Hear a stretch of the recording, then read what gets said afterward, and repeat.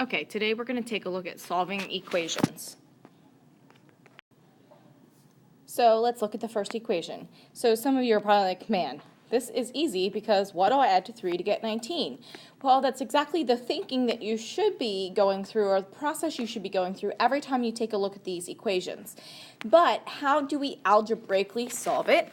Well, we want to get rid of what's being added to the variable or subtracted to the variable first. So that's your first step of attack each time. So right now I'm adding 3. How do I get rid of positive 3? Well, I would add to it negative 3. And because I'm doing that to the left-hand side of the equal sign, I also need to do that to the right-hand side of the equal sign. So that gives me x, and then positive 3 and negative 3 gives me 0. Then I have my equal sign that I bring down, and 19 minus 3 gives me 16. 16 is the solution to this equation, and I showed the algebraic way of solving it. So now let's take a look at this example. All right, so locate your variable. In this case, our variable is x, and then locate if anything's being added or subtracted to that variable. So in this equation, we're adding 26. So how do I get just x on that side of the equation? I need to get rid of positive 26. The way of doing that is to take away 26.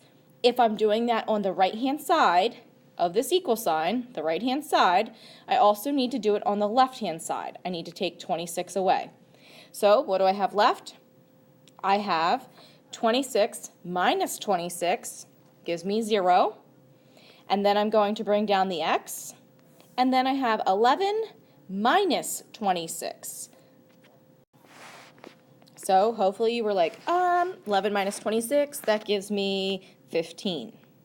So my answer is 15 equals x.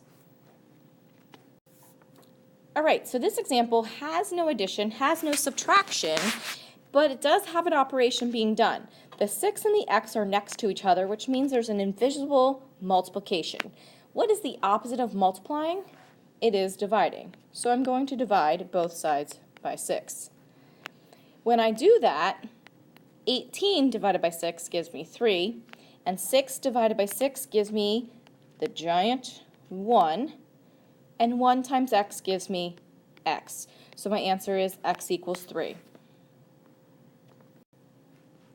All right, next example. This time we have a couple different steps to do, and if we take a look at it, our variable's right here, and we have 7 being added to it. So we need to reverse that 7. So we're going to subtract it,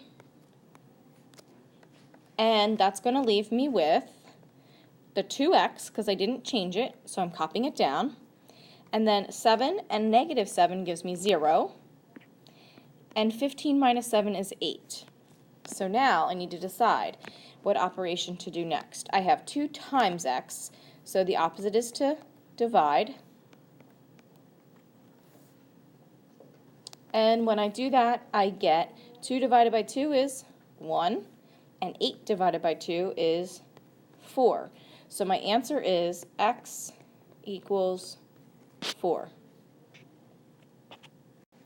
All right, let's try another example together. This one's a little different than the ones in the previous slides because I have a negative 4, or I'm subtracting 4 from x. So how do I get rid of it? I need to add 4. And it doesn't look like an equal sign, so I'm going to make that look like an equal sign.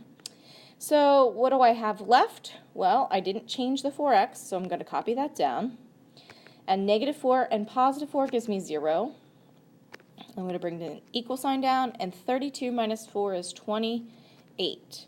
So my next step is that this is 4 times x, so the opposite is to divide by 4. And I'm left with x equals 7. Let's do a couple more examples. All right, so here's the next example. Please copy it down on your paper, pause the video, and check back in. All right, where did you get stuck? Well, it's subtracting 2, so the opposite is to add 2.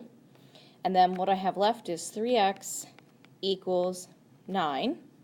This is 3 times x, so I'm going to divide by 3. And what I'm left with is x equals 3. All right, practice on your paper.